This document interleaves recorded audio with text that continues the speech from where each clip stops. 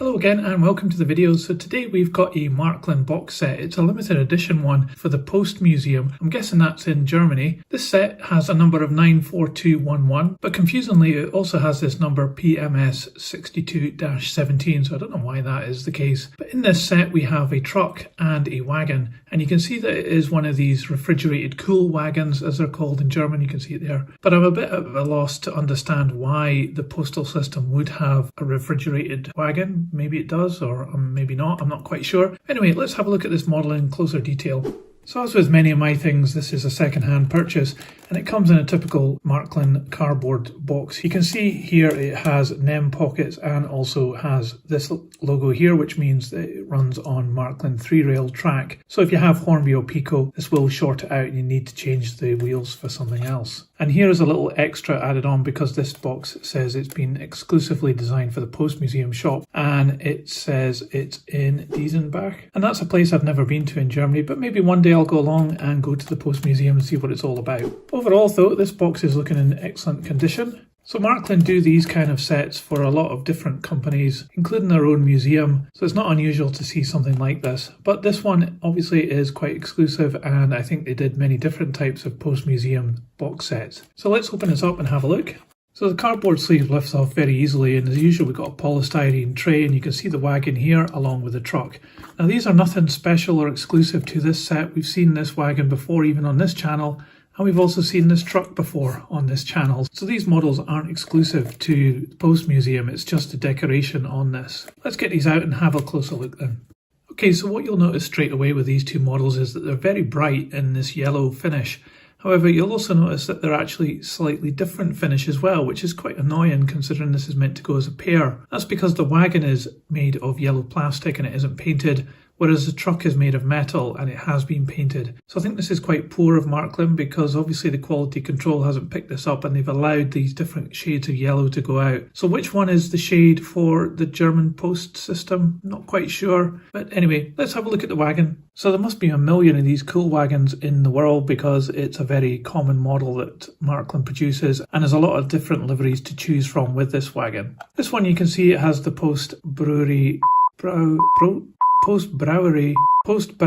Frontenhausen logo there. I think I've just butchered some German there, but anyway. And you can see this little trumpet horn logo here as well. So the printing on this isn't too good. You can see that over the edges of the door it hasn't printed that well and there's a bit of a yellow gap there. This would definitely be improved if you put some black ink around this doorway here. But looking closer at the printing down here, this is very clearly done and very nice. There's a lot of detail on there to enjoy, and there's even some printing down here on the chassis as well.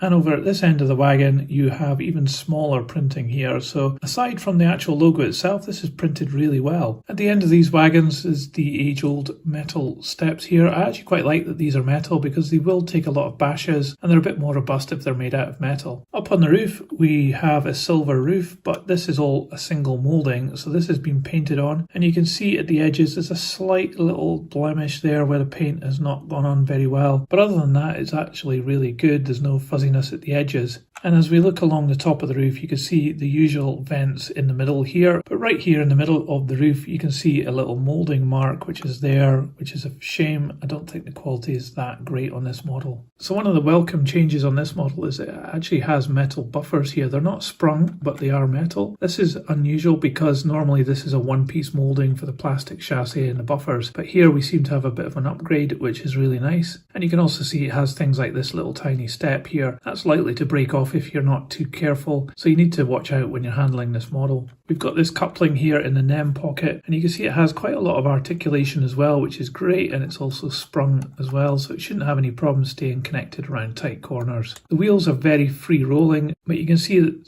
things like the brake blocks are not in line with the wheels, so that's a bit of a shame. But there is a lot of detail to enjoy here with the springs and the axle boxes, and even some rivet detail here up on the chassis. We've got these steps in the middle and these additional parts here on the chassis, and underneath we've got some really quite convincing brake gear molded into the main part, and we've also got this welcome second layer here where we've got an effect of some wood molded into that other piece there. There is actually some nice detail going on with this wagon, and they've obviously upgraded this cool wagon over older versions of it, so this one is actually looking quite good even though it's something that's quite common. So let's have a look at the truck.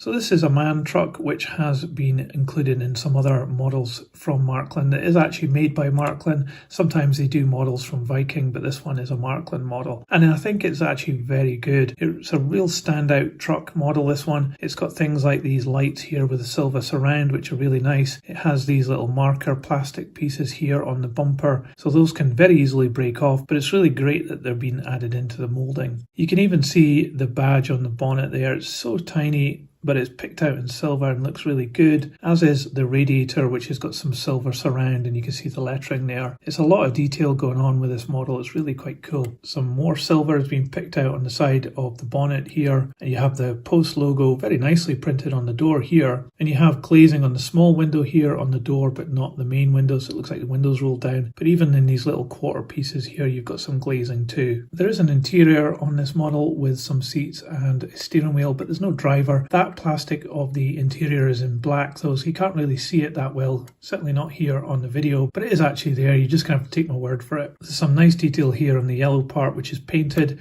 and then we have this plastic tarpaulin, again with the logo very nicely printed onto the tarpaulin here, and we have some indication of ridges on the top of the tarpaulin, but very smooth sides. And then as we look at the back, we've got a rolled up tarpaulin effect here, but there's no detail inside there at all. So this does come apart, but it does look as though it's been added in when the paint was still wet, because we've got some yellow paint on here on this piece of plastic. But when we take this apart, you can see that there's some ridges here on the truck bed, which are very nice, and you can see that the glazing there is on the back windows of the cab. Unfortunately, with taking that piece of plastic off, I guess it's the first time it's been taken off. It's actually taken some of the paint off as well. So this might have been put together in a bit of a rush because the main paint hasn't dried before they applied the plastic tarpaulin cover to the back of the truck. I really like the chassis of this truck. It looks very good. It's got a representation of the engine here, along with the drive shaft going back to the back wheels, an indication of springs there. And you also have these indications of lights and a number plate here at the back. This one has got this hole here, but in other models it has a hook there and it has a trailer that it can be attached to. It has a spare wheel between the chassis and the truck bed, and the wheels have these great tires, which is really well done, and also really great detail in the wheels. Even though they're black, they've gone to town on the moulding on them.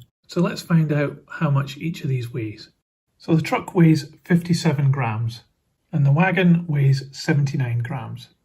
So I believe this set from Märklin is designed to be a souvenir if you visit the Post Museum in Germany. As such, I think this is one of the great souvenirs that you can get. It's certainly better than a fridge magnet or a pencil, that's for sure. Both these two models aren't exclusive to this set, but they are really good models in their own right. The truck is definitely outstanding. It's one of the better road vehicles that Märklin make, and the execution here is great. The paint job is brilliant, and it's got some real good detail around the cab and especially on the grille. However, the printing on the cool wagon I think lets this set down. It's not very good, and the mismatch in colour between the plastic and the paint job is really not very good either. I think because these two go together, I think extra care should have been made to make sure that at least the yellow of these two models is the same shade of yellow. That said, the wagon does have some nice features to it. I like the fact it's got the metal buffers. That seems to be a relatively new addition to this model, and the flooring underneath is actually quite cool. And finally, the printing, other than the logo, is very sharp and clear, and it's something that Märklin usually gets spot on. So would I recommend this model to you? There seems to be a lot of post-museum model sets going, so I think they renew these quite regularly, and this one is,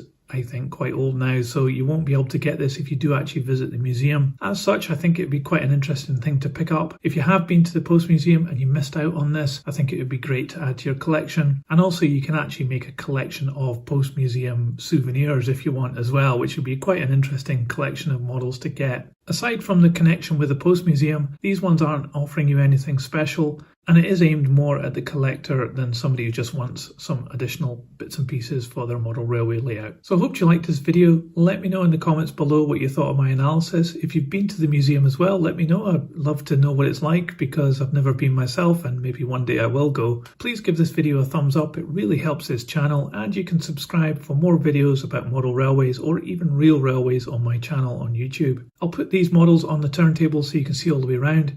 But that's it for today. See you next time.